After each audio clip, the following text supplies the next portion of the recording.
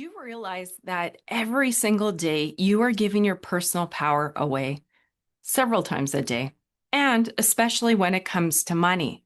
So, in today's episode, we're going to talk about some of the ways you give your personal power away, how you don't even know, and steps to take to get you unstuck and reclaim your personal power. By the end of this episode today, you're going to know exactly what personal power is, how to take it back, and step into the role of boss of your money and life. So let's do this. As I mentioned, I'm Tracy Brunette. I am the money boss. I am the host of this show, video and podcast show. I have gone from broke to money boss, and I know you can too. Over 17 years ago, I started a media company in the agriculture industry and later in the cottage with me, little me, competing against the media giants.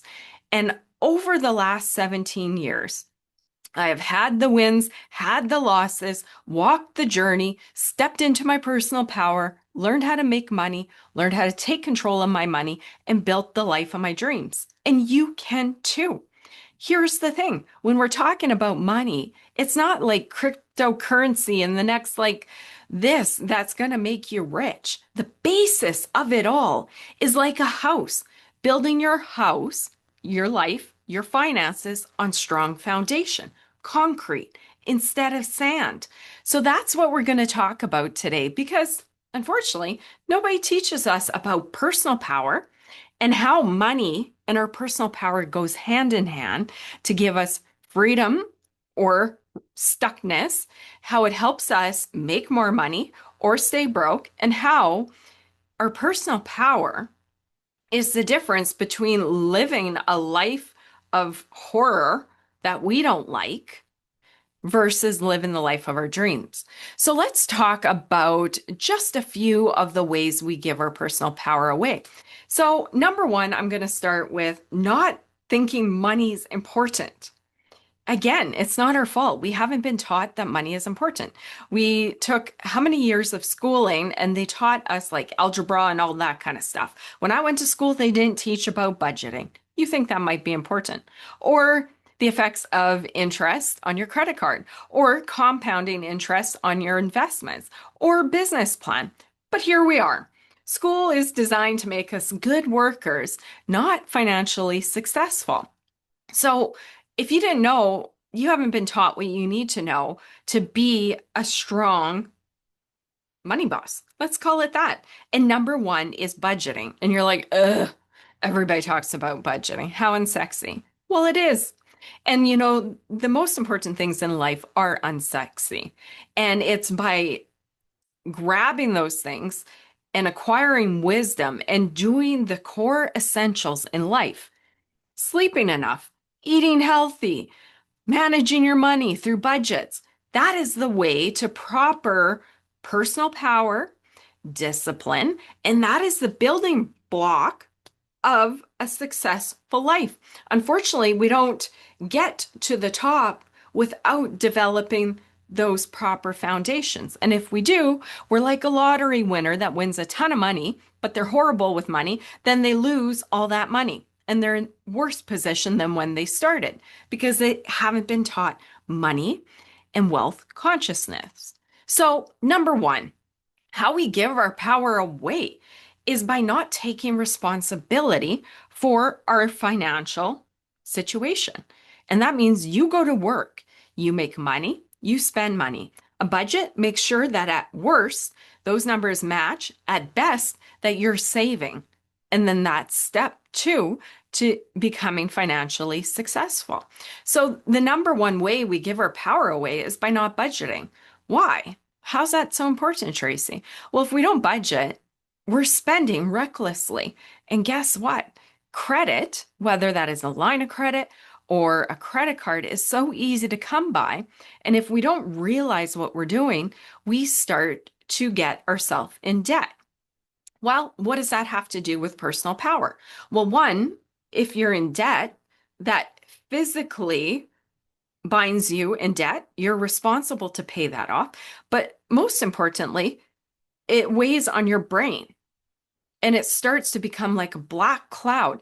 And then it robs you of your mental wellness, which can make you sick. But not only that, is it starts to put you in a position where you're financially trapped, and then possibilities start to narrow. So, budgeting, by not having a budget, is the number one way we give our money and personal power away. I don't care who you are, who your spouse is, how rich they are, how rich you are, because you can spend no matter, no, uh, look at celebrities, look at football players. The more money they get, if they're a bad money manager, the more they spend. Just like I said with lottery. So if we're not taking control of our income and our spending, that is our personal power. Because here's the thing, whether we like to talk about money, we like it, we're interested or not, money goes hand in hand with personal power. The more money you have, the more personal power, options, possibilities, potentials that you can provide for yourself and your family and future kids if you have them. Money and your personal power are hand in hand. Yes, you can be a powerful person without, but if you are spending and not taking control of your money, you're trapping yourself. So, straightforward, start at the base of it, a budget and taking control of your money. And if you're in debt, taking control of paying that off. That is your personal power. Number two, people pleasing with money, spending to fit in, saying yes when you want to say no, buying things to impress the Joneses, your friends, your neighbors, your family. That puts you in the debt cycle. And then it gets you in debt, and then that robs you of your personal power and peace. Letting fear or guilt control your financial decisions. Spending out of fear, FOMO. Okay, it's on sale. I got to buy it. Or being guilted to pay for stuff for other people or to take care of friends and family financially. It's amazing if you want to do that, but you need to make sure that you're financially okay on your own before you help others. And a lot of these we'll go through tie into the sacred money archetypes, which is a brilliant and accurate quiz that we have on our website that lists the only 8 money personalities. And then within that, you get some free information after you take the quiz, and it'll show you your strengths and weaknesses when it comes to money. So letting fear or guilt control your financial decisions, that's a human nature. But the nurture in the sacred money archetypes, they feel guilted to help other people. Then they give money when they can. Outsourcing all financial decisions to others without understanding money. This is a big one in relationships. Many women, a lot of the time, go, my husband has the finances. And here's the thing. A lot of this is unpopular, but marriages do end on the worst of the cases, 50% of the time. So as an individual, I don't care who you are, who you're married to, what level of economic wealth you are in, you should be able to care for yourself financially and have a budget and make money and be able to spend accordingly so that whatever's happening with a spouse, and no matter what happens with them, you can take care of yourself. How many times do we see women in a relationship, and I speak to this because they got to take care of the kids. Yes, there's child support, but women, they don't take care of the finances because, oh, he's got it, or men are good with money, or I'm not a numbers person. Giving your personal power away. You let your husband take care of it, or your wife, and are they even good in money? Listen to Dave Ramsey. How often do people call in thinking their spouse is taking care of money, and meanwhile they were racking them into endless debt? So outsourcing your financial decisions to others without understanding what is going on is I'd say one of the biggest ways we give our personal power away. Believing I'm bad with money, handing over control instead of learning what I just said. Oh, my husband's better with money. Well, we all learn just the same, not female or male. We all just learn the basics of finances. So if you're saying, I'm a woman, I can't do that, or I'm this, I can't do that. No, money is a skill. You got to learn it just like any other skill. And by outsourcing that, you are outsourcing your security and your ability to take care of yourself. Flying blind on your numbers, not having a budget, not looking at a budget. We discussed that. Not investing in ourselves in order to increase our earning power. So often we go from high school into university or college, we graduate and we're at the peak. We're done. We're done learning. I would conquer that or suggest to you that that is when the real learning starts. High school gets you into university. University gets you into the higher level jobs, but they just taught you how to be a good employee, not really how to manage your money and be financially independent. But here's the thing. After university and during, if you want to be a money boss and do big things, or even to take care of yourself financially these days, you need to be learning on your own. And here's another frustrating part. People take education and then that gives them qualification for a certain job. And then they're in that job and then they get stuck and they want to buy more stuff and maybe have a family and have kids. But the career that they took training for is maxed out here. They don't realize that you either got to move up to manager, supervisor, that kind of stuff, or you need to get more skills to increase your ability to be worth more to a company. So not investing in yourself in order to increase your earning power. And that doesn't mean going back to school and taking a PhD in whatever you took. That means buying a $20 book, The Science of Getting Rich, Think and Grow Rich, Dave Ramsey's Budgeting, Investing, How to Start an Online Business. Any number of skills, books, courses that you can acquire that helps you get smarter to help increase your wealth consciousness, your money skill, so that you can be worth more to your employer or start a business and just take care of yourself. Following other people's dreams. And I'm not one to just drop everything and travel around the world and be reckless. But one of the ways to tap into your greatest earning power, usually, is aligning yourself with your inner gift. Because when you do something you love, you naturally show up happier, you put more effort, you do better, and you normally get rewarded better. Listening to media doom and gloom. It's a recession, it's poverty, people are going broke. I don't even like saying any of this stuff. Shut that off. This will floor you guys. We create our own reality. In previous episodes, I've given the reality creation framework. But here's the thing. If we're thinking and being brainwashed according to the media, we're just going to repeat that. That's why they do that, to keep us stuck, broke, and paralyzed.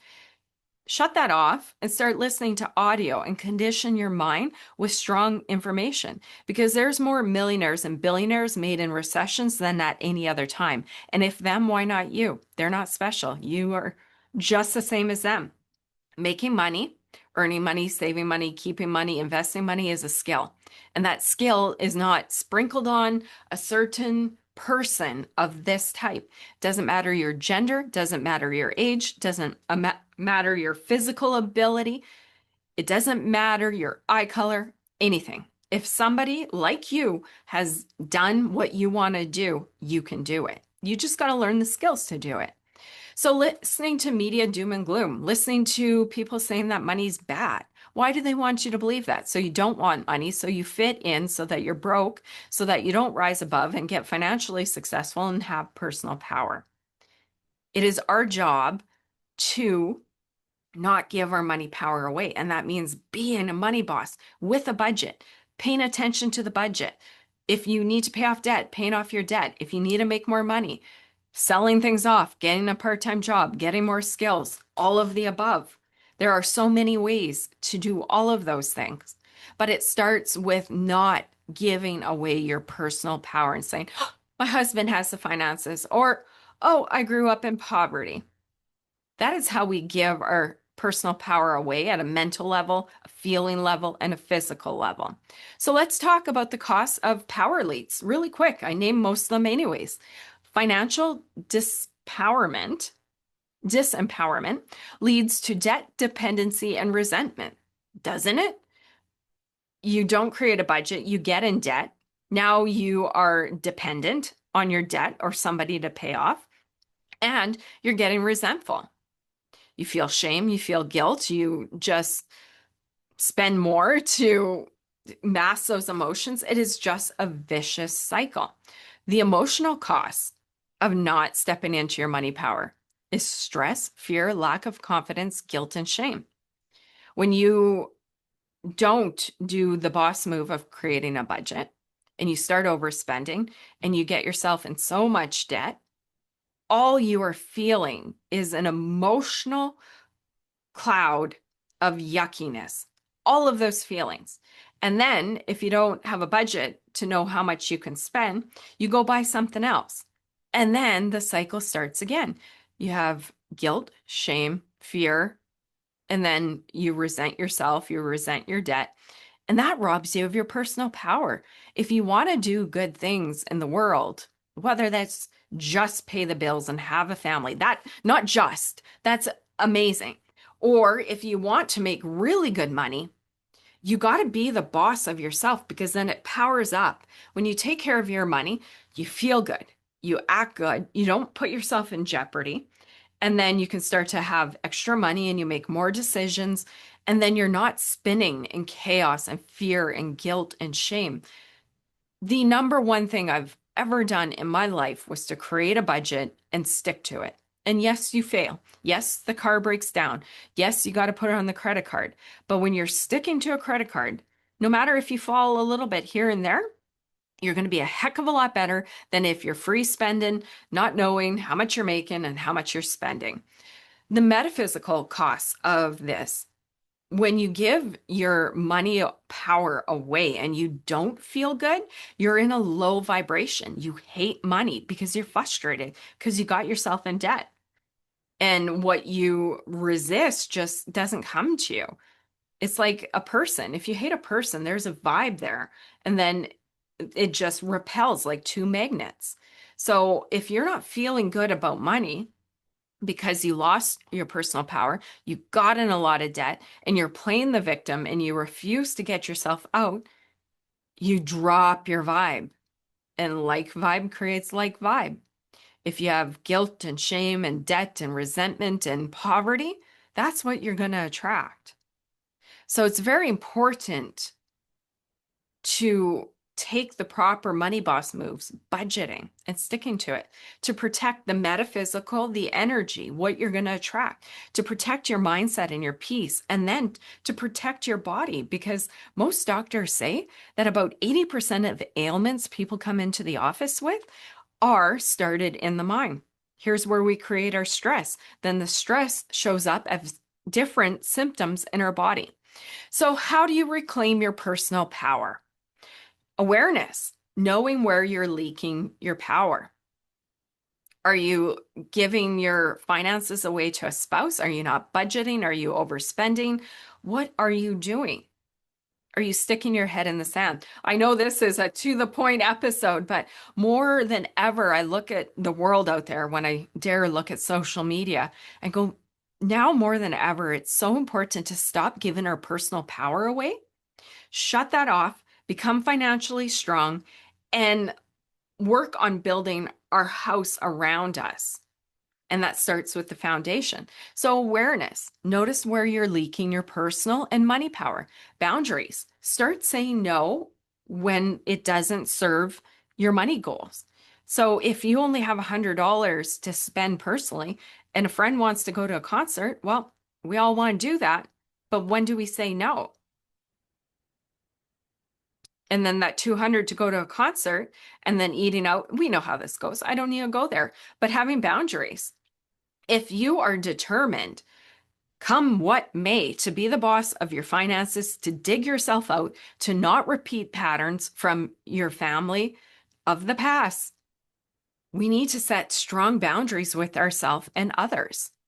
Learning your numbers, tracking your money, budgeting, making empowered choices. Do you really need that shirt? We know how it goes. You get it home, you like it, wear it a few times, and then it's status quo in the closet. And then that $50 is on the credit card. A mindset shift. Replace I can't with I'm capable and powerful with money. There's a variety of affirmations out there. Instead of playing the negative, hijack your mind. And every time you catch yourself saying, I can't afford that, bite those words off. Bite them off.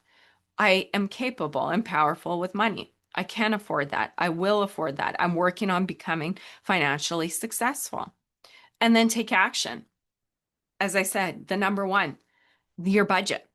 That helps you figure out your starting point. How much are you making? How much are you spending on average? And then you fix those categories, and then you know. And then you can start saving and start paying off debt. And then once you're on top of those, you can start building wealth.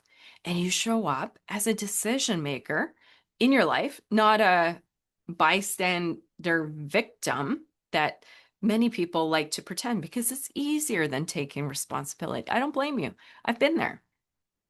I've been there, and I'll go there right away. Uh, I told the story about how I got a credit card on the university campus. They had a hat, credit card, $5,000 at that point. That was a long time ago. 5,000 today is still a lot of money. I got a credit card, and then I learned that this was an extension of the money I was making at my part-time job. And I could now afford everything, afford air quotes, everything I wanted at that moment. I didn't have to wait for my next paycheck. I just afforded it, and I thought I was going to pay it off. But little did I realize, because I didn't budget, I didn't know that I didn't even have enough money coming in to support what I was spending. And I did this. I'm going to say I'm thankful that I picked up really quick and said, enough of this baloney, realizing finally that like bucket of cold water, punch in the gut moment where you're like, I haven't paid this debt off yet. I am just making it by, and obviously not, because even aside from my fun money I put on the credit card, I'm using the credit card to pay groceries or whatever. I'm not making it by. And if I can't pay this off and I continue on this cycle, I'm going to end up where? No guilt and shame listening to this. This is all personal power, money power, being able to manage your money so you can make more money to build your life of your dreams. So I did that. I probably did it once or twice. And then finally, I'm like, wait a minute, there's got to be a better way. I don't know if I heard about budgeting somewhere, what it was. Looking for answers. Then I sat down at that clunky computer. I'm going to say in 2024 or something, 2004, a long time ago. I sat down at an old desktop, an old prefab desk, and I sat there and plunked in my wage and then looked at credit cards and looked at my account to see what my costs were for hydro and phone bill. And then I put it in, and then I learned if I had more money at the end of the month or if I was upside down. And then I started to figure out what I needed to do. At that point, I was fairly young. I didn't have kids. So I ended up getting a part-time job. There wasn't ways to sell off things I didn't need like there are right now, like Facebook Marketplace. There wasn't really those options back then. So I just went, I sucked it up. I was a professional trying to think I was important at that point. And then here I am getting a job in the evenings. How embarrassing. But I didn't care. I didn't want to be in debt. I wanted to take control of my finances. And sure enough, I paid off my debt, and then I got to my budget and I stuck with it. And did I mess up? Sure. Did I have some wants that became needs and I put on credit card? Yeah, absolutely. But being in control of your money, then you go, oh, we made that mistake again. And then you pay it off.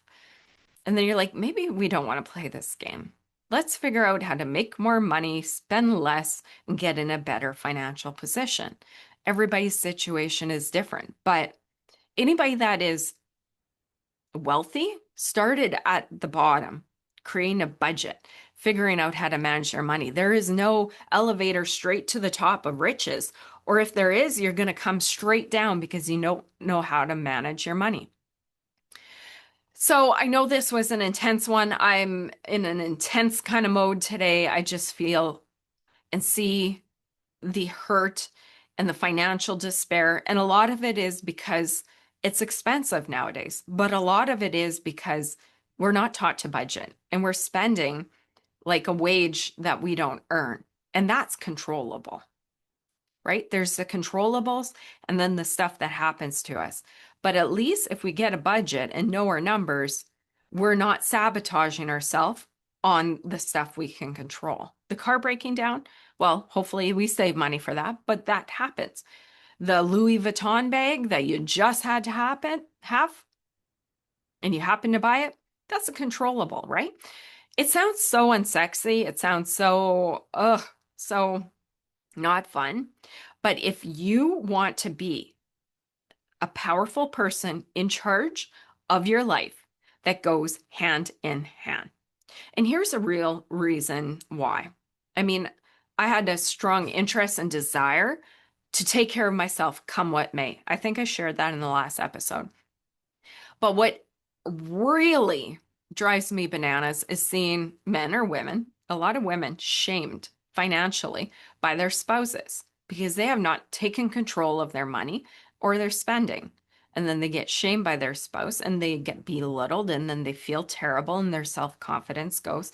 Money is a beautiful and wicked thing when it's used, beautiful and wicked when it's used against you or if you get yourself in a bad position. I think money is beautiful and it's a tool, but we're not taught how to manage that tool, how to take care of it, how to leverage it for a good life. And even that, I just about quit this channel. I'm going to say this spring. And then I was thinking about something and I'm like, do I really have time for this? Is it needed? There's a lot of people out there. And I just about quit, even though it's my passion and I can't stop talking about it. Then I was walking out of a big box superstore in Canada here, and I had picked up a grocery item or two, and then I walk by this vehicle a husband had pulled up to his wife, I assume. She was getting in. He was reaming her out for how much time she took, how much money she spent, the F-bombs, the tone of it. Literally, I like to take care of those I love. I don't even know her, but my inner warrior just lit up. I'm sure you guys can feel it off me right now. I'm like, I don't know their situation. I don't know the financials of it. I don't know her background, and there's a lot to this discussion, and it's not money. But I looked at that, I'm like, if she, and maybe she's rich, but often they're not, and I'm jumping to a conclusion. But many people make decisions to stay in situations, in relationships mainly, or jobs they don't like because of financials. And I couldn't help but wonder, again, I'm assuming it might be a confidence level, might be a stuck level. Maybe she doesn't have a job and maybe she loves them. She probably does love them. But I've seen a lot of this in my life. Women, I'm going women here because money and economic independence for women is fairly new. In 1970 is, I think, the first year when a woman could get a loan without a man on it. Can you believe it? That's not that long ago. So I just jumped to conclusions and made my own story from that. But I said, if she had the personal confidence, personal power, and money to back herself, would she be staying with that guy? I literally wanted to yell at him, but I knew it wouldn't solve anything, of course. So I kept on walking. But as I walked away, I just reconfirmed, ooh, emotional. I reconfirmed my desire to create these episodes so that people can realize what it takes to have personal power and confidence. And then, like I said, it goes hand in hand with making money.